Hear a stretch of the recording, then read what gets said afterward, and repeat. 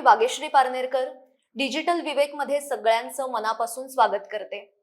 खरं म्हणजे आपण नेहमी बदलत्या जीवनशैलीमुळे शारीरिक आजार कसे वाढतात, मग त्यावर काय उपाय करायचा याविषयी आपण बऱ्याचदा बोलतो आणि वेगवेगळ्या माध्यमातून ऐकतो सुद्धा। पण सध्याची जर आपली सामाजिक अवस्था बघितली तर आपल्या समाजाचं मानसिक स्वास्थ्य हे कुठेतरी बिघडलंय किंवा असंतुलित झालंय। म्हणजे रोज आपण पेपर उघडला, टीव्हीवर काही बातम्या बघत असू किंवा सोशल मीडियाच्या माध्यमातून रोज कुठेतरी खून, आत्महत्या, अत्याचार या बातम्या आपल्याला वाचायलाच मिळतात। म्हणजे आपण आज खूप प्रगती केली आहे, विज्ञानात प्रगती केली आहे, वेगवेगळ्या क्षेत्रात प्रगती केली आहे, पण माणूस म्हणून आपण अधोगतीकडे चाललोय की काय हे सगळं पाहिल्यावर आपल्याला वाटतं। म्हणजे प्रचंड पैसा, संपत्ती, प्रतिष्ठा याच्या मागे धावत असताना, त्यातलं सुख शोधत असताना, एखाद्या व्यक्तीला इजा करताना किंवा त्याचा जीव घेताना आपल्याला काहीही वाटत नाही। हे लक्षण फार समाजाच्या दृष्टीने, आपल्या दृष्टीने अजिबात चांगलं नाहीये। म्हणजे आत्ताची सिया गोयलची केस असेल किंवा मुंबईतल्या लोकल मधल्या वाढत्या गुन्हेगारीच्या घटना ज्या आहेत त्या पाहिल्यावर मन अस्वस्थ होतं। किंवा अगदी 30 वयाच्या आतली सुद्धा तरुण मुलं आत्महत्या करताना दिसतात आणि यामागे फार मोठं कारण असतं असं नाही। म्हणजे क्षुल्लक कारणातून झालेला वाद किंवा ताणतणाव या सगळ्यातून या घटना घडतात। पण यावर बोलणं, यावर नेमका उपाय काय आहे यावर चर्चा करणं हे खूप गरजेचं आहे। आणि याच विषयी आज आपण आपल्या या भागामध्ये चर्चा करणार आहोत। आणि यावर चर्चा करताना तशीच योग्य व्यक्ती असणं सुद्धा गरजेचं आहे। आणि आज आपल्या सोबत आहेत सुप्रसिद्ध मनोविकार तज्ञ डॉक्टर राजेंद्र बर्वे। नमस्कार सर। नमस्कार। साप्ताहिक विवेक मध्ये मी तुमचं खूप मनापासून स्वागत करते। 40 वर्षांहून अधिक काळ ते या क्षेत्रात काम करतायत। ताणतणाव, मानवी स्वभाव किंवा मानसिक आरोग्याच्या समस्या यावर ते वेगवेगळ्या मार्गातून सतत बोलत असतात, मार्गदर्शन करत असतात। वर्तमानपत्र, नियतकालिकांमधून त्यांचे लेख सुद्धा प्रसिद्ध झालेले आहेत। आणि आज आपण त्यांच्याशी याविषयी चर्चा करणार आहोत। खरं म्हणजे वेगवेगळ्या केसेस आहेत त्याविषयी मला सविस्तर बोलायचंय, पण एकूणच खून, आत्महत्या, अत्याचार या ज्या काही गुन्हेगारीच्या घटना आहेत या घटनांकडे पाहत असताना तुम्हाला काय वाटतं? खरं म्हणजे खूप दुःख होतं तू म्हटलंस तसं। थोडंसं निराश वाटतं की वी आर एक प्रकारे एका पिढीतले असे आहोत की जे 25वा स्वातंत्र्य दिन, 50वा स्वातंत्र्य दिन, 75वा तिने पाहिलेले आहेत। त्यामुळे असं वाटतं की खूप स्वप्न होती, खूप अशा दृष्टीने प्रगती करेल देश असं वाटलं होतं की अधिक सलोखा असेल, एकोपा असेल, माणसं एकमेकांशी चांगलं वागतील, एका ध्येयाने प्रेरित होऊन वावरत असतील, असं एक स्वप्न होतं ते। त्या पिढीला म्हणजे या पिढीला खूप धक्का आहे हा की कुठे आलोत आपण आता। असं वाटतं की आपण प्रगती केली म्हणजे नेमकं काय केलं। म्हणजे मला अनंत काणेकरांचा एक खूप प्रसिद्ध निबंध होता, प्रगती म्हणजे मोठे शून्य असं नाव होतं त्याचं। म्हणजे आपण कशाला प्रगती म्हणावं, मानसिक उन्नतीला प्रगती म्हणावं की खूप लोकांना खूप पैसे मिळालेत याला आपण प्रगती म्हणावं, का माणूस चंद्रावर गेला, स्पेस वॉक करतो याला म्हणावं, का इंटरनेटला म्हणावं, असे प्रश्न निर्माण होतात। खरं म्हणजे हे प्रश्न चुकीचे आहेत असं मला वाटतं। म्हणजे ह्या प्रगती चांगलीच आहे। मी माझं काणेकरांच्या विषयी अजिबात पटत नाही की प्रगती म्हणजे मोठं शून्य नाही, प्रगती म्हणजे मोठं विश्वच असायला पाहिजे, कारण विश्व पण शून्याकारच असतं। तर हे लक्षात घेतलं पाहिजे की आपण जी प्रगती केलेली आहे ती अत्यंत महत्वाची गोष्ट, म्हणजे ती विशिष्ट प्रकारच्या दिशेने प्रगती झालेली आहे। म्हणजे लवकरात लवकर कसं मिळेल, जास्तीत जास्त कसं मिळेल आणि कमीत कमी श्रमात कसं मिळेल, या 3 गोष्टी विज्ञानाने किंवा टेक्नॉलॉजीने गृहीत धरल्या। त्याच्यामुळे सगळी जी वैज्ञानिक प्रगती झाली, टेक्नॉलॉजिकल डेव्हलपमेंट झाली, ती त्या दिशेने होत गेली। आपण कॉम्प्युटरमध्ये बघतो की हा फास्टर आहे, मोबाईल हा अधिक फास्टर आहे, ची मेमरी जास्त आहे वगैरे असं। म्हणजे आपण जी प्रगतीची दिशा पकडली ती लवकरात लवकर मिळावं, लवकरात लवकर साध्य व्हावं, कमी श्रम पडावे अशी आहे। ती चांगली, म्हणजे कमी श्रम पडण्यात चांगलीच गोष्ट की जेव्हा नांगराने शेती करावी लागत होती त्यापेक्षा ट्रॅक्टरनी नक्कीच श्रम कमी आहेत त्याचे। तर पण तरी सुद्धा श्रमाचं महत्व कमी होत नाही, तरी सुद्धा पेशन्सचं महत्व कमी होत नाही, तरी सुद्धा आपण एखादं गोष्ट केल्यानंतर त्याचं फळ खूप उशिरा मिळेल, वाट पाहावी लागेल. हा जो ही जी रियालिटी आहे ना, ती रियालिटी पोचलेलीच नाहीये. ती रियालिटी आपण समजूनच घेतलेली नाहीये, ती रियालिटी आपण शिकवलेली पण नाहीये. त्यामुळे लगेचच्या लगेच मिळालं पाहिजे. मला एका प्रसिद्ध प्रयोगाची आठवण येते मला. तुम्ही कदाचित ऐकलं, म्हणजे आपल्या श्रोत्यांनी किती ऐकलं असेल माहिती नाही. त्याला मार्शमेलो टेस्ट म्हणतात. मार्शमेलो टेस्ट म्हणजे काय असतं की एक मार्शमेलो म्हणजे चॉकलेट्स आपण म्हणूया, आपल्याकडे मार्शमेलो एवढे पॉप्युलर नाही आहेत. ती मुलांकरता ठेवली बरं का, आणि सायंटिस्ट ऑब्झर्व करत होते, सोशल सायंटिस्ट होते ते. आणि त्यांनी सांगितलं की बाळा, तुला आधी मुलांशी चांगली मैत्री वगैरे केली आणि सांगितलं की तुला आत्ता मागितलंस ना तर 1 मिळेल, पण आम्ही थोडं काम करून येतोय 15-20 मिनिटात, तू थांबलेस तर तुला 2 मिळतील. तर आणि मग ते त्या मार्शमेलो ठेवले समोर, चॉकलेट्स ठेवली समोर, आणि 4-5 वर्षाची मुलं होती. एज ग्रुप सगळ्यांचा तोच होता, पण वेगळ्याच थरात आलेले होते ते. आणि त्या पलीकडे जाऊन बघत होते की काय करतात मुलं. काही मुलांनी पटकन खाऊन टाकलं, काही मुलं थांबली आणि त्यांनी 2 मार्शमेलो मिळण्याची वाट बघितली. 15-20 मिनिटांनी आले आणि त्याने कधी मागवता यायचं, बेल वाजवली की लगेच आणून द्यायचं ते. मग शास्त्रज्ञांनी हे जे 1 मार्शमेलो आणि 2 मार्शमेलो अशी जी ग्रुप केला, आणि मग त्यांना पुढे 25 वर्ष फॉलो केलं. म्हणजे सामाजिक मानसशास्त्राचा अभ्यास कसा असतो त्याचा तो धडा आहे की 20-25 वर्ष त्याच मुलांना त्यांनी फॉलो केलं. आणि त्यांच्या लक्षात आलं की जी मुलं थांबली होती, ज्यांच्याकडे पेशन्स होता, ते म्हणाले की ठीक आहे, थोड्या वेळाने 2 मिळतील, मग थांबतो आम्ही. आणि मग जे आपल्याला काय संशोधक काका आहे, डॉक्टर काका आहे, ते सांगितलं ते देतील आपल्याला ना, त्यांच्यावर अविश्वास का टाका, असं त्यांनी ठरवलं. आणि ते खेळत बसले, एकमेकांची गप्पा मारत होते, गाणी म्हणत होते. आणि ज्यांनी 1 खाल्लं ते दुसऱ्या त्रास देत होते, लढत होते, काहीच करत नव्हते. आणि पुढे 2 मार्शमेलो घेणारी माणसं अधिक स्टेबल जीवन जगत होती. अमेरिकेत त्यामुळे त्यांचे डायव्होर्स झालेले नव्हते, ते पॉप्युलर होते, ते लीडर होते, समाजामध्ये त्यांना वजन होतं, त्यांच्या फॅमिलीज त्यांच्याशी हॅपी होत्या, त्यांचे खूप मित्रमैत्रिणी होत्या, आणि ते leading a peaceful, happy, progressive life. वही ही जी मुलं होती सिंगल मार्शमेलोवाली, त्यांना सबस्टन्स अब्यूज, लग्न लवकर तुटलेलं, फारशी प्रगती केली नाही, त्यांच्याकडे कॉलेजमध्ये शिक्षण घेतलंच नाही, अशी सगळी त्या मुलांची प्रगती, सो कॉल्ड प्रगती झालेली होती. तर याच्यानं आपल्याला लक्षात येतं की जे इथं पाथ ब्रेकिंग स्टडी मानला जातो, की आपण ज्याला म्हणतो की विश्वास ठेवा आणि वाट पहा, म्हणजे आपल्याला मेहनत का फल मिठा होत आहे, पेशन्स, आणि तो विश्वासाने येतो की मिळणार आहे आपल्याला.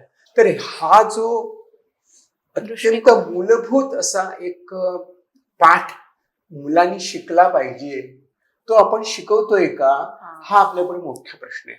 आता सगळ्या ज्या गोष्टी दिसत आहेत ना, मला तर प्रत्येक बातमी वाचल्यानंतर मला मार्शमेलोची आठवण येते की कोणतीही गोष्ट त्यांनी जी इम्पल्सिव्ह आपण म्हणतो, की त्यातनंच माझ्या विरुद्ध कसं बोलतोस तू, मला नाही कसं म्हणतोस तू, माझं का ऐकत नाहीस, किंवा मी म्हणतो तसं का करत नाहीस, मला राग आला, माझ्या रागावर म्हणजे अजिबात कंट्रोल नाही, मी लगेच जी ऍक्शन घ्यायला पाहिजे असं मला वाटतं ते मी घेऊन टाकतो. त्या ऍक्शनचे इम्पॅक्ट काय आहेत हे मी लक्षात घेत नाही. म्हणजे ते मला मार्शमेलो दिसतात इकडे आपल्याकडे, एक सिंगल मार्शमेलो आणि लोक दिसत आहेत सगळे, आणि त्यांचीच जास्त तेच बघायला कारण आपण सांगतो ना, मी हा पुष्कळ ठिकाणी, मी शाळेमध्ये पण हा प्रयोग सांगतो, तर मी सांगितलं की तिथे पालकांना बसवलेलं नव्हतं, नाही तर पालकांनी मुलांचे कान पिळले असते, अरे 1 मिनिट खाऊन टाक ना, कशाला वाढ व्हायला होतो. पालक तिकडे नव्हते, कारण पालक असते तर त्यांनी मुलांचे कान धरले असते, कशावर सांगता येत नाही. की 2 मार्शमेलो करता वाढ बघितली असती तरी सुद्धा कान धरला असता, ते 1 घेतला असता तरी कान धरला असता. म्हणजे शेवटी पालक आपण काय बोलतो, शाळा काय शिकवते, इतके दूरगामी परिणाम होऊ शकतात, त्याची आपण आता म्हणजे विषारी फळं आता खातोय आपण, ते काय करणार. म्हणजे मी एकदम बेसिक सांगितलं. हो, नाही खरंय. आता मी थोडस त्या घटनांकडे येणार आहे. त्यात सुद्धा मी थोडस बायफर्केशन असं केलंय. आता सिया गोयल, केतन अग्रवाल हा जो एक विषय आहे, त्यात एक खास करून गोष्ट जाणवते म्हणजे थंड डोक्याने केलेला कट. म्हणजे अजिबात त्यामध्ये घाई नाही, काही नाही. आणि अशा घटना पाहिल्या की चित्रपटांची आठवण होते. कारण हे आधी फक्त आपण चित्रपटात किंवा एखाद्या वेब सिरीज मध्ये पाहिलेलं असतं, पण आता हे घडायला लागलंय.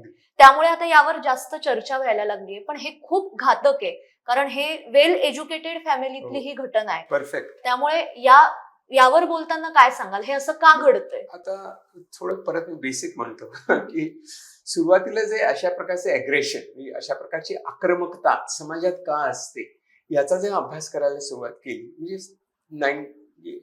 2000च्या अलीकडे, तेव्हा त्यांनी ना असं त्याला म्हणलं की जास्त शिकलेल्या लोकांच्या मध्ये, विद्वान म्हणजे युनिव्हर्सिटी प्रोफेसर्स किंवा अशा टाईपच्या लोकांच्या मध्ये जे शिकलेले आहेत, नोकरी करतात, त्यांच्यामध्ये अग्रेशन कमी आहे, असे खून प्रकार कमी आहेत. त्या मानाने ओव्हर क्राऊडेड प्लेसेसमध्ये जास्त आहे. हे आपण सर्वसामान्य आपण बघतच असतो. मग त्याच्यावर त्यांनी जो अभ्यास केला त्यातनं लक्षात आलं की जर तुमची पर्सनल स्पेस जर आक्रसली तर पीपल टेंड टू बिकम मोर अग्रेसिव्ह. जसं आपल्याला ट्रेनमध्ये दिसतं ना की सरकून घे, किती सरकून येतात, चिडचिड असते झालेली, ती क्राउडिंगमुळे होत असते, ओव्हर क्राउडिंगमुळे होत असते. तशी घरामध्ये असेल तरी त्याच्यामध्ये सुद्धा होऊ शकते. तर हा एक अग्रेशनचा प्रकार झाला. त्याच्यानंतर आता जो स्टडी चालू आहे त्यांच्यामध्ये this is all socio political violence. Political अशा अर्थाने की नॉट पॉलिटिक्स, राजकारण अशा अर्थाने, तर मला माझी सत्ता पाहिजे. आधी माझी जी स्पेस होती, माझी ही जागा आहे, ती माझी जागा नसून माझी सत्ता आहे. माझी एंटायटल्ड स्पेस आहे, त्याच्यामध्ये तुम्ही येऊ नका. आणि मग ती जर आक्रमण झालं तर मी ते विरोध करतो. आणि मग त्याच्यात दोन प्रकार आपण मानतो की एक ज्याला आपण म्हणू की अफेक्टिव्ह अग्रेशन, म्हणजे ज्याला इमोशनल हायजॅक म्हणतो, त्याला it's known as emotional hijack. तर इमोशनल हायजॅक म्हणजे काय की ज्या इम्पल्सेस येतात रागाच्या, ते आपला मेंदू कॅप्चर करतो. आणि राग आल्यानंतर जर only two ways you can do, म्हणजे two ways people deal with it, either fight or flight. तिकडनं तुम्ही निघून जा, म्हणजे जाऊ दे ना आपल्याला काय करायचं असं म्हणून, किंवा फाईट करा. तर ह्याच्यामध्ये खूप गोंधळ होतो आणि आपण हा विचारपूर्वक निर्णय घेतला पाहिजे. पण विचारपूर्वक निर्णय घ्यायला शक्यच होत नाही, कारण भावना इतक्या उसळून येतात की आपला जी विवेक जो असतो तो नाहीसा होतो आणि त्या क्षणी जे वाटतं ते आपण करून बसतो. त्याच्यामुळे आपल्याला अशा हत्या दिसतात या अफेक्टिव्ह अग्रेशनच्या, ज्या इम्पल्सिव्ह आहेत. पण काही ज्या आहेत ना, तर ह्या बाकीची प्रकरणं जी मी सांगितले ना, त्याला मी प्रिडेटरी म्हणतो. प्रिडेटरी म्हणजे काय की समजून उमजून प्लॅन करून थंड डोक्याने ट्रायल एरर करून केलेली ती, त्याचा अभ्यास करून केलेली ती हत्या असते. म्हणजे त्यातनं आपण बाहेर कसं पडायचं, एस्केप रूट काय आहे, आपली ॲलिबाय कोण देऊ शकेल, मी तिकडे नव्हतोच मुळे, असं सांगणारी कोण व्यवस्था करायची, अशी केल्यानंतर मग ते कृत्य करायचं. सो हे जास्त प्रीमेडिटेटेड असं आहे. म्हणजे मला असं वाटतं की माफ तर कशालाच नाही करता येते, पण इम्पल्सिव्ह ऍक्शन आपण एक वेळ समजू शकतो की त्याचा भान राहिलं नाही. रागाच्या भरात आया मुलांना बदलून काढतात, म्हणतात मेलास का नाही, असं it's a very impulsive action, पण दे डोंट मीन इट. पण त्यातनं राग बाहेर येत असतो. पण हे म्हणजे याच्यामध्ये तू म्हणतेस ना की मीडिया काय आहे, तर मीडिया हे दाखवतो. तर मीडियाचा पण अग्रेशनवरती खूप अभ्यास आहे. आणि त्यांनी असं म्हटलं की जितकं तुम्ही अग्रेशन कोडिफाईड कराल, म्हणजे अग्रेशन कसं करायचं याची जेव्हा तुम्ही एक मोडस ऑपरेंडी देता, नोट्स काढता त्याच्यामध्ये की आधी हे करायचं, मग ते करायचं, मग ते करायचं, असं अशा नोट्स काढायच्या, अभ्यास करायचा, खूप दिवस त्याच्यावर विचार करायचा, सगळी तयारी करायची आणि आपला रोजचं आयुष्य चालू ठेवायचं. म्हणजे आपण खातो पितो, गप्पा मारतो, मैत्रिणींची काय रियुनियनला जातो आणि मग असंच काहीतरी करतो. तर म्हणजे त्यांनी जणू काही डोक्याचे दोन भाग केलेले असतात, एक माझा मर्डरस आणि एक माझा फॅमिली नॉर्मल. असं करून कसं जगता येतं याची मॉडेल्स आपल्याला सिनेमामध्ये, टीव्ही सिरियल मध्ये दिसतात. खरं. ती मॉडेल आपल्याला दिसतात की अरे हा माणूस असं करतो, यांनी कसं केलं, मी पण तसंच करतो. म्हणजे मला ऍक्च्युअली जसं ते आपण कपडे घ्यायला जातो तेव्हा ते मॉडेलवरती घातलेले असतात कपडे, अरे वा मी पण, अरे तो प्लास्टिकची बाहुली आहे ती, आपल्याला दिसेल का नाही याचा आपण आधी विचार करायचा नाही, पण ते मला पाहिजे असं आपण करतो ना, तसं ते झालेलं आहे. सो हा एक खूप मोठा विचका झालेला आहे, कारण याचा अभ्यास झालेला नाहीये की याचं मीडियाचा काय इम्पॅक्ट होऊ शकतो आणि त्यांनी काय कसं दुर्दैवी परिस्थिती निर्माण होऊ शकते याचं कोणालाच भान नाही, ना समाजाला ना सिनेमावाल्यांना मीडियावाल्यांना. तो एक विस्फोट झालाय आता. विस्फोट हा. झालाय. तो आपल्याला समाजातल्या या अशा घटनांमधून दिसतो. मला असं वाटतं की it's like a time bomb की माइंड फील्ड वॉकिंग म्हणतात त्याला. जसं त्या व्हिएटनाममध्ये असे माइन्स फिरून ठेवले, तर प्रत्येक पावलावरती आपल्याला वाटेल की खाली माईन असेल तर मी उद्ध्वस्त होईल. तसं झालंय आता. आपल्या ट्रेन मध्ये जात असताना असं वाटेल की शेजारचा माणसाला पण काय म्हणायचं, सरकून घे म्हणू की नको, भीती वाटते. मग ते सुरबिरा असेल तर काय करावं, जाऊ दे मी कसा बसा उभा राहतो. तर ते खरं म्हणजे असं मुंबईमध्ये नव्हतं. म्हणजे खूप अकोमोडेटिंग होतो, अरे चल रे चौथी सीट देऊया आपण, हे रे आत उडून घेतो, असं मदतीचा हात देतो, असं होतं. ते दॅट इज ऑल असं ते लयाला जात आहे असं वाटतंय, कारण हे इम्पल्सिव्ह ऍक्शन्स खूप आहेत. आता तुम्ही मीडियाचा उल्लेख केला म्हणून मला एक प्रश्न सहज असा आठवला की आपणही माणसं आहे, मीडियामध्ये काम करणारी माणसंच आहेत, पण मीडियाला सुद्धा टीआरपीच्या नावाखाली हिंसक ज्या गोष्टी आहेत त्या दाखवायला आवडतात. नाही, लोकांना हे आवडतंय आणि हिंसक क्रिया करणारी पण माणसंच आहे. म्हणजे कुठेतरी हिंसा, कोणाला तरी इजा करणं, कोणाला तरी मारणं, हे फार बघायला पण आवडतं, करायला पण आवडतं. हे असं का झालंय? तो कसं आहे माहितीये, आपल्याला असं वाटतं की जेव्हा ते असे व्हिडिओज येतात ना, रील्स मारतानाचे रील्स, तर मला असं वाटतं की या माणसांच्या डोक्यात आता काय आहे. त्यांनी बिन तिकीट न काढता सिनेमा बघायला भेटत का तुम्ही? म्हणजे तुम्ही सिनेमा बघताय का? Reel is a cinema. तुम्ही एखाद्या रिअल हिंसेचं तुम्ही रेकॉर्ड करताय, तुम्ही इंडिफरंट आहात, you are away from the reality, आणि तुम्ही त्याच्याकडे कसं एक एंटरटेनमेंट पीस म्हणून कसं बघू शकता? म्हणजे हिंसा हा एंटरटेनमेंटचा विषयच होऊ शकत नाही. तो त्याने मला बघून मजा वाटते असं होऊच शकत नाही ना. म्हणजे मला कधी कधी असं होतं की काही तेलुगू तमिळ सिनेमामध्ये हिंसा दाखवतात, ती इतकी वेडपट असते की तो विनोदाचा प्रकार आहे असं वाटतं. पण तो म्हणजे ठीक आहे, पण बाकीच्या ठिकाणी ते रक्ताची चिळकांड्या उडतात. म्हणजे सिनेमा विसर, तू मुलांचे खेळ बघ, त्याच्यामध्ये त्याने ती बंदूक मारली की तो लाल होतो स्क्रीन रक्तानी.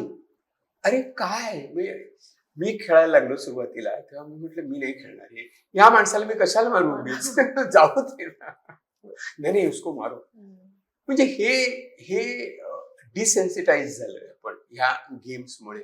आणि ते पबजीचं मागे एकदा प्रकरण झालं होतं, त्याच्यामध्ये मी desensitization of crime, desensitization of violence, aggression, की त्याच्याविषयी माझ्या मनात एक भीती, चिंता किंवा असं काही वाटतच नाही.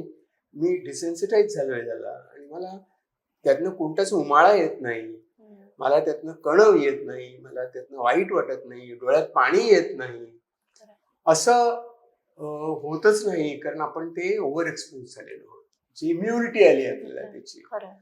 तर हे समाजाचं, हे सुरुवातीला तू म्हणालीस ते अगदी बरोबर, की समाजाच्या मानसिकतेमध्ये किती स्वस्थपणा आहे तो आपल्याला याच्यावरनं दिसतो. हा अस्वस्थ समाज आहे, आणि म्हणून अशी म्हणजे टोकावर आलेली आहेत. ते टोकावर आलेलीच माणसं असं करतात, म्हणजे ऑलरेडी ते इमोशनली डिस्टर्ब्ड आहेत, ते पटकन असं करतात. म्हणजे आता मुंबईतल्या अंधेरीमध्ये जी घटना झाली होती, की पाऊस चालू आहे, दार लावण्यावरनं वाद झाला हा. आणि एका मयंक लोहार नावाच्या मुलाला, तरुणाला तिथे मारलं चाकूने भर त्या डब्यामध्ये बरोबर. लोकलच्या.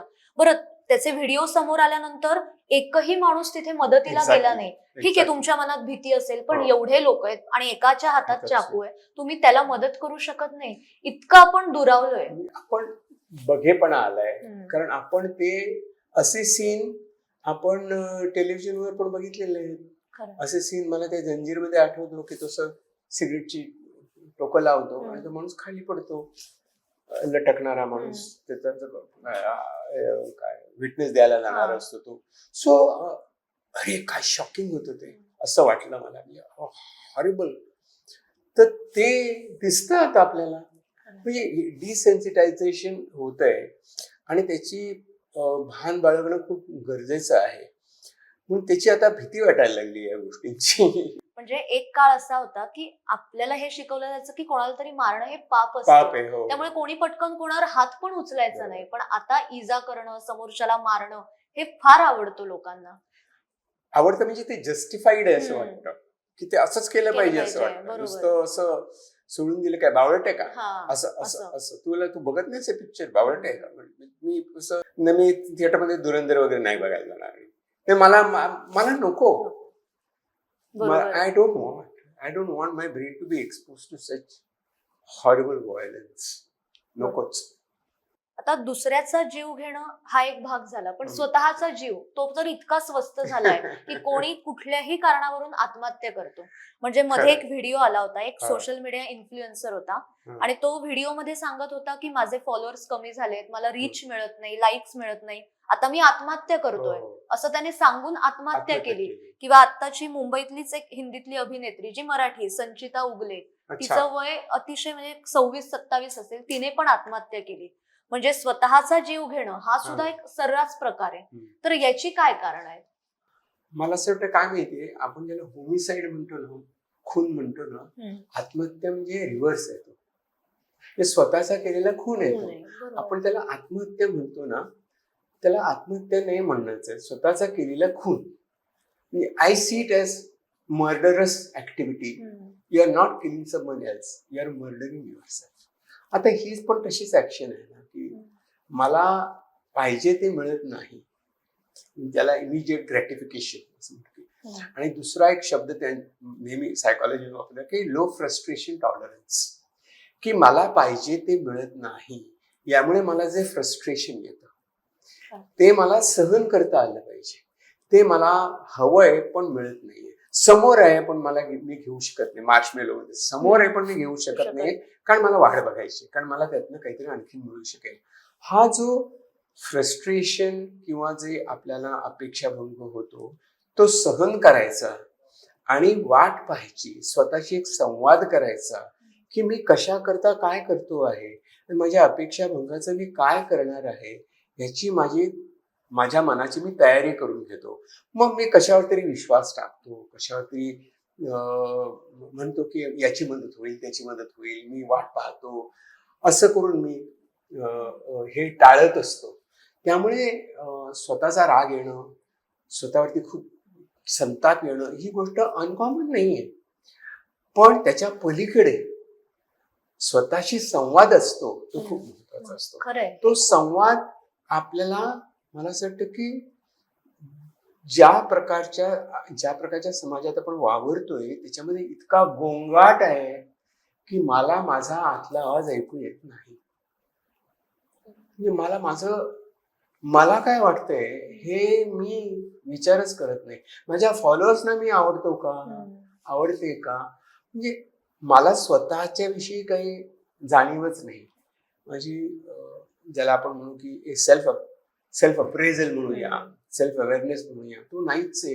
माझं सगळं व्हॅलिडेशन म्हणून येतो, अरे तू मला चांगलं म्हटलंस ना, आता चांगलं आहे, मला लाईक्स मिळाले मी चांगलं. म्हणजे मला स्वतःला व्हॅलिडेटच करता येत नाही. स्वसंवादच नाही, स्वसंवाद नाही, स्वतःला सांगणं नाही की रे हे काही लोकांना आवडतं, काही लोकांना नाही आवडत, ॲज सिम्पल एज दॅट. हा मी स्वतःशी विचार करतो आणि त्यातनं मार्ग काढत असतो. सगळ्यांना सगळ्या वेळेला मिळेल असं नाही, अजिबातच नाही. त्यामुळे मला मिळालं नाही आणि दुसऱ्याला मिळालं तर मग ते मला सहन होत नाही. मी लोकांना सांगत असतो की नेहमी उदाहरण देतात ना की अर्धा ग्लास रिकामा की अर्धा ग्लास भरलेला. मला असं वाटतं आपल्या समाजामध्ये आता असं झालंय, माझा ग्लास अर्धा भरलेला आहे, त्याचा पूर्ण भरलेला आहे. माझा ग्लास अर्धा का, याच्यापेक्षा त्याचा का फुल. हा हे आहे. मला वाटतं की माझा ग्लास अर्धा असला तरी चालेल, पण त्याला काय मिळाल, त्याला मिळतं काय म्हणे, he is not entitle to it, I am entitle to it. ही एक नवीन भाषा समाजात आली आहे, एंटायटलमेंट, की माझा हक्क आहे हा, मला हे मिळालं पाहिजे. आणि ते ते मिळालं नाही तर मी काही करायला पाहिजे. मुलं जर म्हणत असेल की माझ्यावर काय रागवता, तुमची इच्छा त्यामुळे मला जन्म दिलात, आता तुमचीच फळं आहेत बघा, असं म्हणजे असं असा विचार मनात येतो. याचं कारण असं आहे की मला हवं ते तुम्ही दिलंच पाहिजे, त्या क्षणी दिलं पाहिजे. आणि एक असा आपल्याकडचा एक काळ असा येऊन गेला की 20-25 वर्षाचा, तेव्हा पेरेंट्स वेट की आम्हाला जे मिळालं नाही ना ते तुम्हाला आम्ही देतो. अरे पण आपण देतो काय, जे हवंय ते देतो ना. हे मला मिळालं नाही म्हणून तुला देतो, पण तुला हवंय का, ते योग्य आहे ते योग्य आहे का, ते मोर दॅन इनफ देतोय की काय मी, असं आहे. एक ती छोट्या मुलाची आणि बापाची गोष्ट आहे की पैसे खुळखुळणारा एक बाप आपल्या मुलाला घेऊन जातो जत्रेला आणि बाप त्याला हवं ते घेऊन देतो. मुलगा खुश होतो, बाप खुश होतो त्याच्यापेक्षा. मग शेवटी तो नव्या दुकानात जातो तेव्हा तो मुलगा, छोटा 6 वर्षाची गोष्ट आहे, तो मुलगा म्हणतो, बाबा माझ्या एका हातात ना खूप आहे आता, पण दुसरा हात माझा तुम्ही पकडा, आता मला दुसऱ्या हातात काही नको. इतक्या त्या मुलाने, मला तुमची साथ हवी आहे, वस्तू नको आहे. कमॉडिफिकेशन आपण करतो की प्रेम आहे ना मग हे द्या, प्रेम आहे ना म्हणजे ते द्या, त्याची सगळ्या आम्ही इच्छा पुरवतो. त्याला कष्ट करावे लागतात, श्रम करावे लागतात, स्वतःची स्वच्छता ठेवावी लागते. या गोष्टी तुम्हाला त्याच्याकडनं करूनच घ्यायला पाहिजेत. ही डिसिप्लिन नाही, हे जगण्याचा मार्ग आहे. There is no discipline in it. हा मार्ग आहे आणि तो मार्ग आपण स्वीकारला पाहिजे आणि त्या पद्धतीने गेलं पाहिजे. त्यामुळे मुलांचे दात घासून द्यायचे, मुलांना आंघोळ घालायची आणि मुलांना जेवायला घालायचं, भरवायचं. आजी, माझ्याकडे परवा मुलगा आला होता, आजी मला भरवते. किती वर्षाचा? 10वी पर्यंत. 10वी पर्यंत तुझी आजी तुला भरवत होती? मी भरवलं नाही तर मी खातच नसे. तिथलं उपाशी ठेवायचं 2 दिवस पोराला, वाटलं ते खाल्लं असतं. खरंय, शिस्त लावणं जे म्हणतो ना ते. आणि साधे की तुम्ही भूक लागली की खाशील, बरोबर. रडारड करू नका, आरडाओरडा पण करू नका. भूक लागली की सगळी माणसं खातात. भुके करता कंगाल झालेली माणसं आपल्या जगात आहेत. तुम्ही कशाला मागे लागता? आणि त्याला इतकं फीड करून दिलेल्या गोष्टी की त्याला भूकच लागत नाही. अतिलाड म्हणजे आणखी पण असं माझं काम आटपलं नाही असं किती वेळ बसणार असं. त्यामुळे ते सगळे जे नीट मध्ये ते झालं मध्यंतरी, तसं we are also equally responsible की मला फुकट मिळते पण मग आम्ही नाही, मला नको असं, मला हे नकोच आहे. मुळे अशा प्रकारे मी काहीतरी मिळवतोय, दिस डज नॉट, मला कन्व्हिन्सच नाही मी होणार की माझी लायकी आहे. आता तुम्ही पालकांबद्दल सांगितलं, आता आपल्याकडे एक उदाहरण आहे. पुण्यामध्ये साधारण 1-1.5 वर्षापूर्वी पोर्शे कारने अपघात झाला होता त्या मुलाकडून. त्यात 2 जण गेले होते, पण आता त्यांच्याकडे पैसा ज्याच्याकडनं झालं, आता त्याला जामीन मिळाल्यानंतर तो सुटून आला म्हणून घरातल्या सगळ्या लोकांनी, त्याच्या आई वडिलांनी लोकांना बोलवून, नातेवाईकांना बोलवून पार्टी केली. म्हणजे तुम्ही त्या मुलावर काय संस्कार करताय? हा, तू काही खून कर, आम्ही आहोत बाबा, आम्ही पैशाने तुला सोडवून आणू. आता जेव्हा आपण या सगळ्या गोष्टींबद्दल बोलतो तेव्हा आता शारीरिक आजार झाला तर तो औषधाने बरा होतो, पण मानसिक आजारांचं तसं नाहीये. आणि समाजाच्या दृष्टीने बोलताना घर, ती व्यक्ती स्वतः, शाळा, कॉलेज किंवा हे सगळं जे वातावरण असतात, हे घटक असतात, हे महत्वाचे असतात. तर यांचे रोल काय आहेत? आपल्या समाजामध्ये 3 एजन्सीज आहेत. एजन्सी म्हणजे प्रोव्हायडर्स आहेत. एक म्हणजे कुटुंब, दुसरी म्हणजे संस्था आणि तिसरी म्हणजे शाळा, college, universities. These are agencies. आपण त्यांच्याकडे एज्युकेशन देणारे म्हणून बघतो. Look at them as providers of knowledge, so called knowledge, providers of information. तर they are agents who are, त्यांचा जॉब हा आहे की to create better people in the world. खरं. आम्ही काय शिकतो, I want to be better person in my life.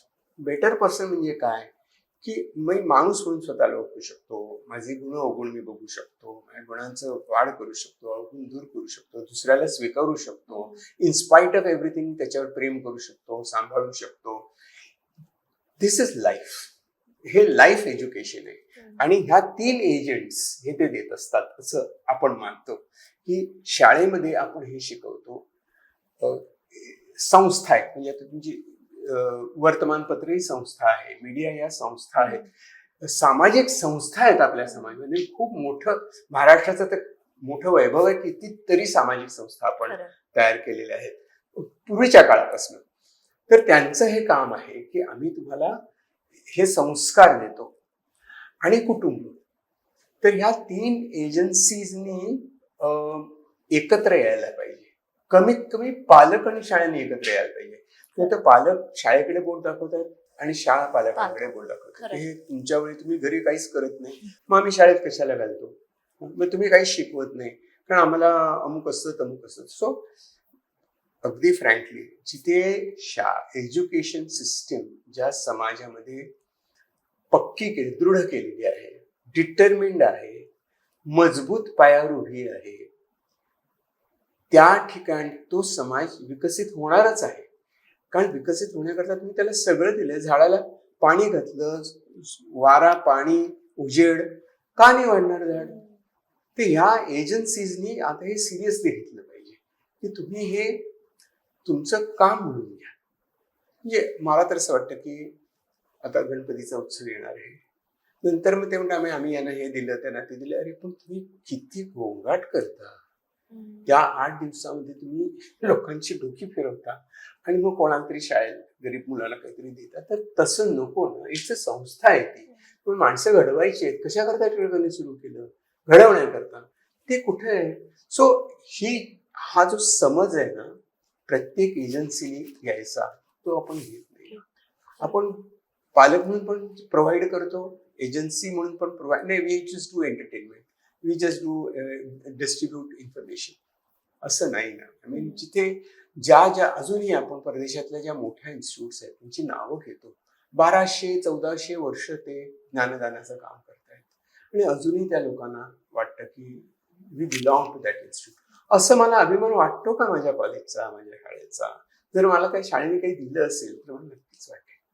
त्यामुळे खरं म्हणजे हे शिकवण आपली आहे ना. म्हणजे आपण विसरलो ना. म्हणजे आपल्यात नाही असं नाहीये, आपण ते विसरलेलो आहे. म्हणजे गुरुर्देवो महेश्वरा, गुरु साक्षात परब्रह्म तस्मै श्री गुरु नमः.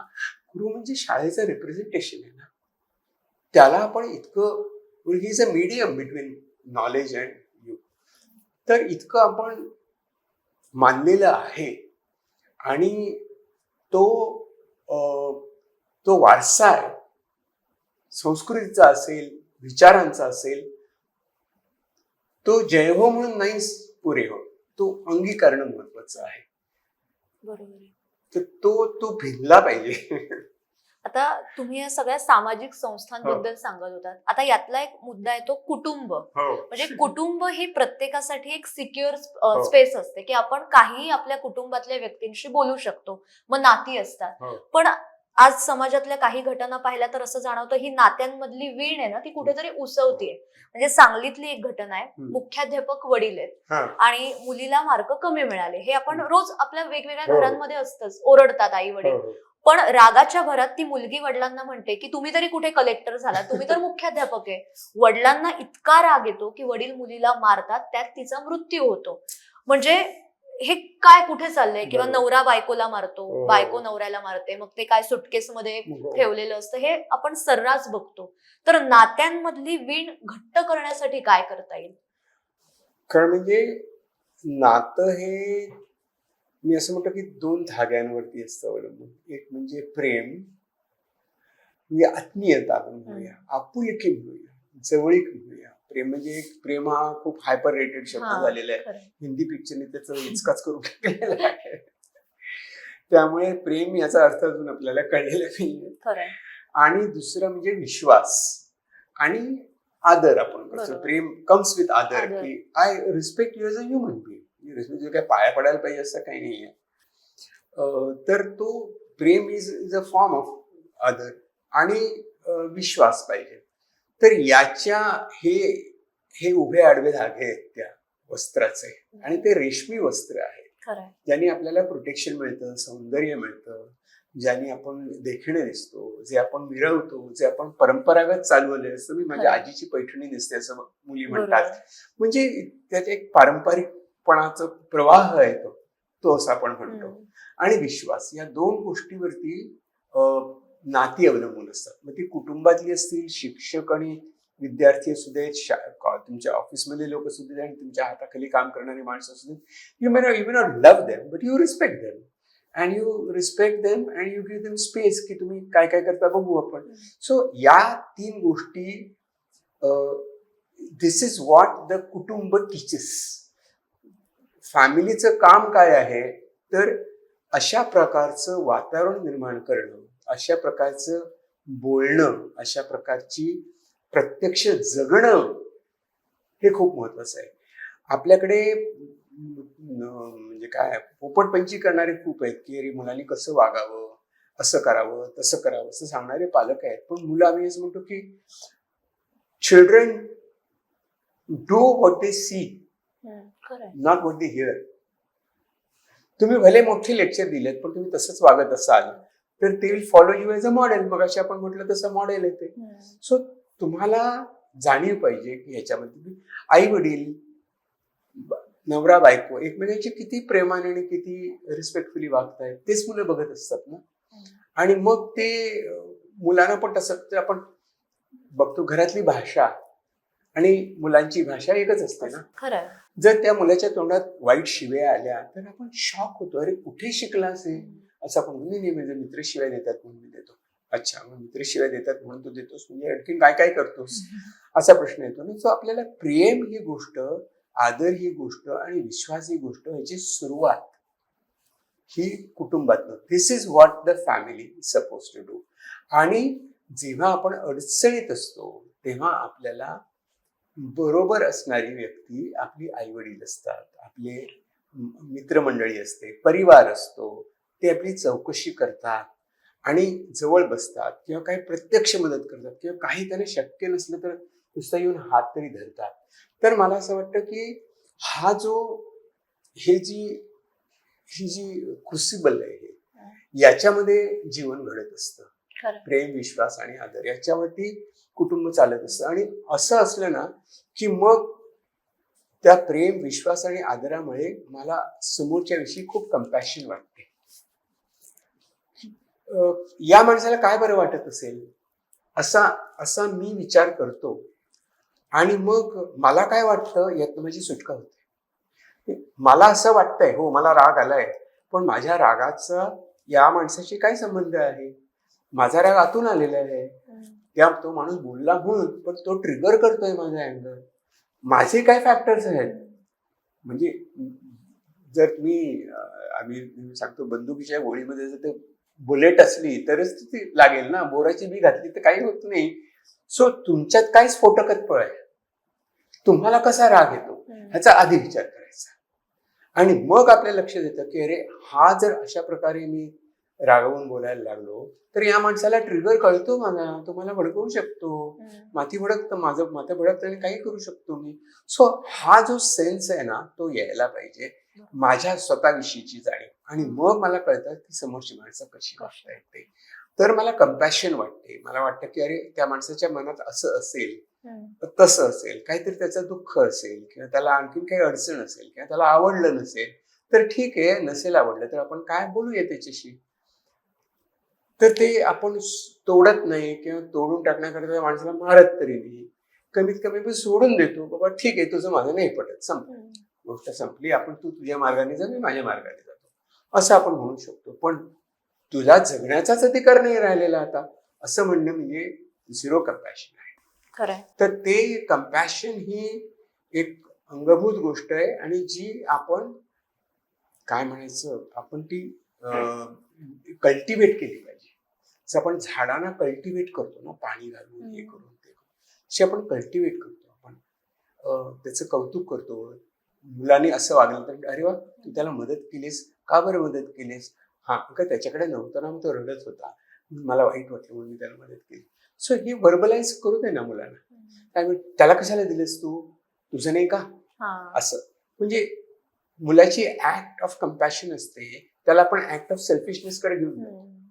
खरंय. तर ते त्याची कल्टिवेट करणं खूप महत्वाचं आहे. जडणघडण जी होत जडणघडण ती अशी होते आणि चुकत मकत आपण शिकत असतो. आणि त्यातनं आपल्याला एक माणूस म्हणून जगायला एक आपल्याला एक आधार मिळतो. स्वतःच्या जीवनाची आपण किंमत करतो. मला हा आपले 84 काय लक्ष योनीमध्ये मिळालेला माणसाचा जन्म आहे. तो let me respect that spirit.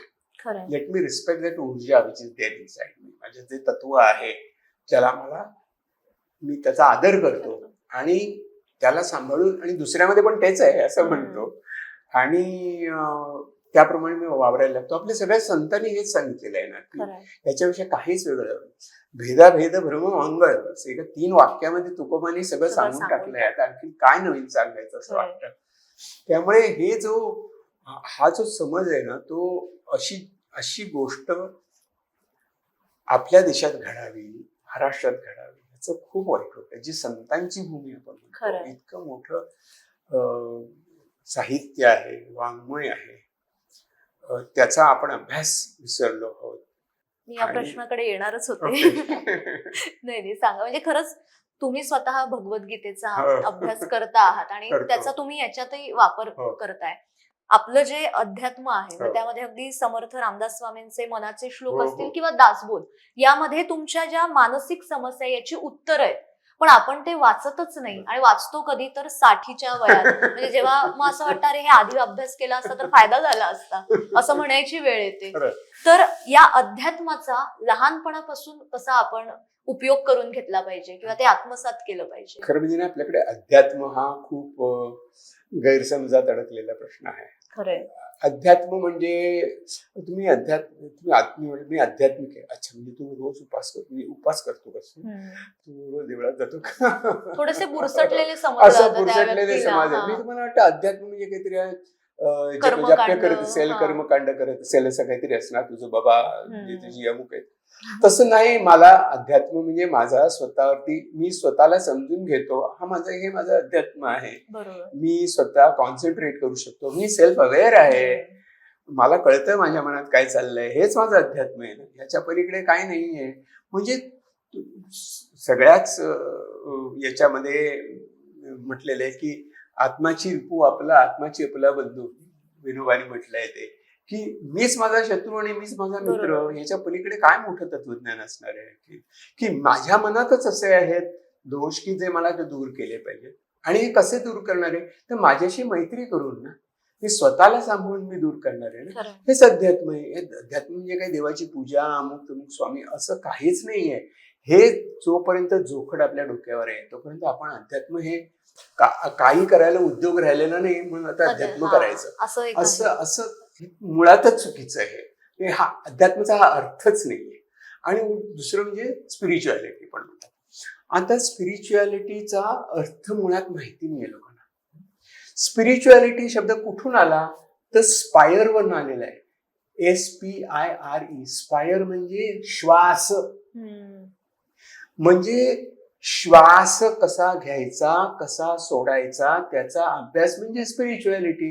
आपण म्हणतो रेस्पिरेशन, आपण म्हणतो ना, रेस्पिरेटरी सिस्टीम म्हणतो, त्यातनं स्पिरिच्युअलिटी. रिस्पायर, पुन्हा श्वास घे.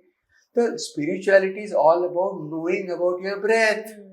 तुमचा श्वास कसा आहे, जे स्पर्शान कृत्वा बहिर्बाह्यान चक्षुषा अंतरिभ्रुव प्राणापान समूकृत्वा नासाभ्यंतरचारिणो.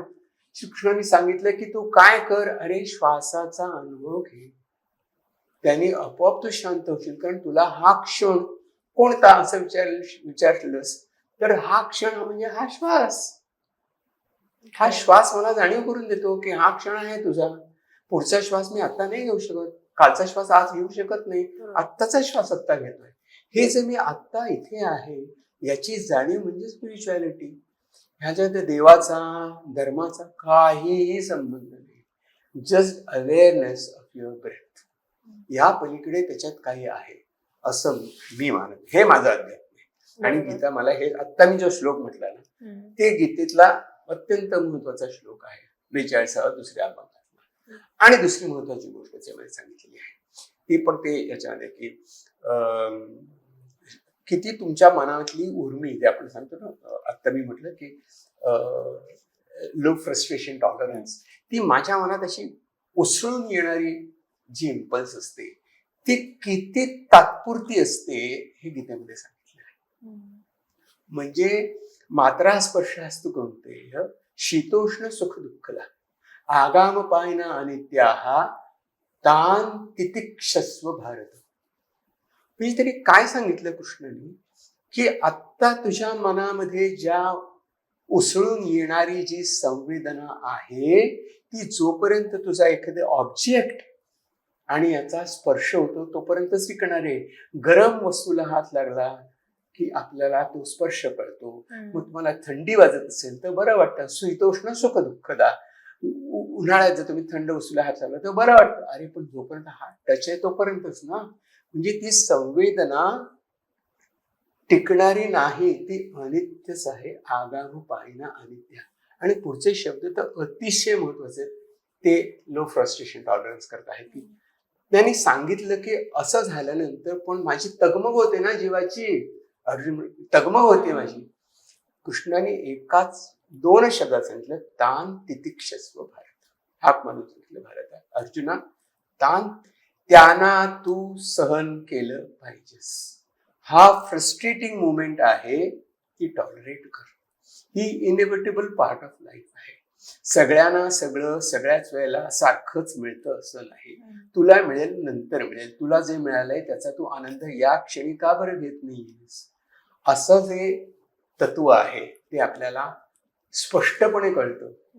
आणि ते मला असं वाटतं, we have lost it. We have lost it. अगदी खरं. काय कुठून सुरुवात करायची असं वाटतं की म्हणजे विहीर खाणारे लोक, अरे आपली आहे विहीर, त्यातच पाणी काढा. आपल्याकडे सगळ्या गोष्टींना खूप उशीर आहे. आता मी माइंडफुलनेस टीचर आहे. तर माइंडफुलनेस हा बुद्धांचा शब्द आहे. बुद्धांची जी वचनं आहेत त्याच्यामधले जे अष्टांग मार्ग आहे त्यातली ती 7वा मार्ग आहे, याला सम्मा सती म्हणतात. You be aware of what you know. तू अवेअर राहा. तू काय तुझ्या मनात उसळून येतात. आता सांगितलं उसळून येणारी भावना टिकत नाही, अनित्य, ते निघून जाते. हे माइंडफुलनेस आपल्याकडचे किती लोक माइंडफुलनेस हे काय अमेरिकेत आहे का? अरे नाही बाळा. तिकडे त्यांनी त्याचा खूप मनापासून अभ्यास केला आणि आपल्याला ते शिकवायला येतात आता की बघा हे तुमच्या बुद्धांनी शिकवलेलं ईस्टर्न फिलॉसॉफी मधलं आहे. म्हणजे माझे टीचर बनते आहेत ते डच आहेत. ते 50 वर्ष आता श्रीलंकेत राहतात. त्यांच्याकडे मी शिकलो. तर मी त्यांना म्हटलं की मला वाईट वाटतं. म्हटलं हो सर हे इकडचं आहे आपलं.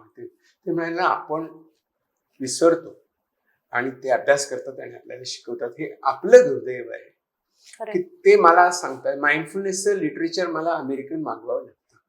आपल्याकडे नाही, त्याच्यावरती लिहिलेलं नाही. मी आता एक पुस्तक लिहिलंय पण त्याच्यावर लिहिलेलं नाही. आपल्याचं हे काय नवीन,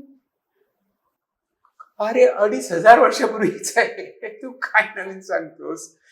मग ह्या सगळ्या गोष्टी शिकायच्या आहेत ना आपल्याला. ते अध्यात्म नाहीये, तो धर्म नाहीये, रियालिटी आहे. ते लाईफ जगायचं कसं हे सांगितलेलं आहे. काय आणखी त्याच्यात म्हणजे आपलंच ज्ञान विस्मृतीत गेले आपल्याच लोकांच्या. आपणच विसरून गेलो. आणि मग आपणच म्हणतो अरे याची उत्तरं काय, आणि ती आपल्याकडेच असतात. आपल्याकडे मी सांगतो लोकांना उदाहरण देतो, म्हणजे लेक्चर्स मध्ये सांगतो. आपल्याला सांगत असते आई बघा पाहुणे येतात नीट वाग. म्हणजे काय तर तुला नीट वागणं माहितीये. तुला मी आठवण करून देते की तुला नीट वागणं म्हणजे कळतंय. ते लक्षात ठेव मग बाळा. आपण आता देवळात जातोय, आपण पाहुण्यांकडे जातोय, माणसं येत आहे, 4 माणसामध्ये कसं वागायचं हे तुला ठाऊक आहे. ते लक्षात ठेव. म्हणजे ते लक्षात ठेव हे जे आईचे शब्द असतात ना, लक्षात ठेव, ते खूप मोलाचे आहेत. की जे लक्षात ठेव तुला हे येते. आपण परीक्षेत जाणाऱ्या मुलाला सांगतो अरे तू अभ्यास केलाय, लक्षात ठेव तू अभ्यास केलायस. सो तो जे लक्षात ठेवणं आहे तो आपला अवेअरनेस आहे. मला कळतंय की मी काय केलंय आणि माझ्या मनात काय विचार आहेत, मी कोणत्या इम्पल्सेस येत आहेत, कोणत्या अनित्य आहेत, त्या कशा नाहीशा होत आहेत हे मी बघतो ना. आणि मग मला कळतं की मी त्याच्या आहारी नाही जाणार. मी त्याच्या म्हणजे मला जी क्रेविंग येतं, सिगरेटचं असेल, दारूचं असेल, व्यसनांचं असेल, ते नाही टिकत ना. लाटेसारखं येतं येते, ते उसळते आणि मागे जाते ना. ते लाट काय ढकलावी लागते का आतमध्ये, तशी येते. तर हे सगळे इम्पल्सेस जे आहेत ना, ते सुद्धा आपल्याला त्यांची इम्परमनन्स कळला पाहिजे. आणि जर ते प्री मेडिटेटेड असेल तर यू गेट टाइम की मी काय करतो त्याचा मला इम्पॅक्ट कळला पाहिजे. आणि तो स्वतःवर पण होत असतो ना. सगळ्याच खुनी करणाऱ्या माणसाला वाटतं की मी याच्यातनं सुटणार आहे. नाही सुटत तो. कुठेतरी अडकतो. कुठेतरी अडकतोच तो. कुठेतरी अडकतो. आणि ते काय बॅड कॉइन रिटर्न्स असं आहे ते, की आपल्याला कोणीतरी जाली नोट आपण दिली की कोणीतरी आपल्याला देतच असतं. बरोबर आहे. सो ते हा माझ्या मते दिस इज एज्युकेशन. खरं. हे शिक्षण आहे. शिक्षण म्हणजे डिग्री नाही. डिग्री हा फक्त नोकरी मिळवण्याचा एक कागद आहे. खरंय. त्याच्या पलीकडे शिक्षण म्हणजे काय हे आपल्याला कळलं पाहिजे. मला वाटतं थोडं ते नवीन आता येत आहेत, सांगतायत की इंडियन नॉलेज सिस्टीम मधलं काहीतरी येतात, शिकवा लोकांना. बघूया आता काय होतं. खरंच. खरं म्हणजे हा विषय खूप मोठा आहे. म्हणजे आपण सुरुवात बोलत गेलो. नाही आणि कसं आहे, तुम्ही जे बोलत होतात ते खूप महत्वाचं होतं. म्हणजे आपण सुरुवात या सगळ्या खून, हत्या, आत्महत्या याच्यापासून केली, पण आपण शेवटी येऊन पोहोचलो अध्यात्म, आपल्या आतला संवाद किंवा आपलं कुटुंब, आपल्या सामाजिक रचना. शेवटी याची उत्तरं इथेच आहे. म्हणजे समर्थ रामदास स्वामींचा मनाच्या श्लोकांमधला एक श्लोक आहे की जनी सर्व सुखी असा कोण आहे, विचारी मना तुची शोधून पाय. शेवटी त्याचं उत्तर आपल्या आत आहे. आपण प्रत्येक जण, माणूस म्हटला की तो सुखाच्या शोधात असतो, पण कोणाला तरी मारणं, कोणाला तरी इजा करणं यात आपलं सुख किंवा आनंद नाहीये. शेवटी आपलं सुख हे आपल्यावर अवलंबून आहे. त्यामुळे त्याला कोणाला मारण्याची, कोणाला त्रास देण्याची गरज नाही. हे जेव्हा प्रत्येकाला कळेल तेव्हा मला वाटतं या घटना थोड्याशा कमी होतील. आणि मानसिक सांगायचं ते विचारी मना तूच शोधणी पाहिजे. रामदासांनी मनाला सांगितलं की तुझ्या मनात विचार आहेत, तू विचारी आहेस. कोणताही प्राणी विचारी नाही, फक्त माणूस विचारी आहे. कारण तुला जे मन आहे ते विचारी म्हणा कॉमा तूच शोधणी पाहिजे. तू विचार करणाऱ्या माणसाला कळतं, ज्ञान मिळतं की काय आहे ते. ओका पद्धतीने ते विचार करायला कोण शिकणार नाही. आणि मला वाटतं आपलं मन हे विचारी असलं पाहिजे, विषारी नको. कारण तरच आपण सगळे एकोप्याने आणि आनंदाने जगू शकतो. आणि यामध्ये मला वाटतं इमारतीचा पाया पक्का असणं गरजेचं आहे. तसं आपण स्वतः, आपलं कुटुंब, शाळा आणि हा समाज ही ती इमारत आहे ज्याच्यावर आपण जगत असतो. त्यामुळे ते पक्क असणं फार गरजेचं आहे. आणि मला वाटतं हे आजच्या चर्चेचं सार आहे असं मला वाटतं. आणि तुम्ही आलात, इतक्या छान आणि मनमोकळ्या गप्पा मारल्यात, त्याबद्दल खरंच मी मनापासून आभारी आहे. खूप खूप धन्यवाद. मला पण आनंद झाला. म्हणजे मी ऋणी आहे की मला जे काही मी अभ्यास करतो, विचार करतो ते मला व्यक्त करायला संधी मिळते आणि मोकळेपणाने बोलून टाकतो. नाही खरंच हे मार्गदर्शन आहे खरं म्हणजे सगळ्यांसाठी. मी शेअर करतो मार्गदर्शन लोकांना होतं. खरंच आहे, कारण हा विषय खूप मोठा आहे आणि त्यातून आपण आपल्या वेळेमध्ये ही सगळी चर्चा केलेली आहे. आणि अशी चर्चा आपण पुन्हा करूया. आणि मला खात्री आहे की आपल्या प्रेक्षकांना सुद्धा हा भाग नक्की आवडला असेल, या गप्पा नक्कीच आवडल्या असतील. जास्तीत जास्त लोकांपर्यंत नक्की शेअर करा.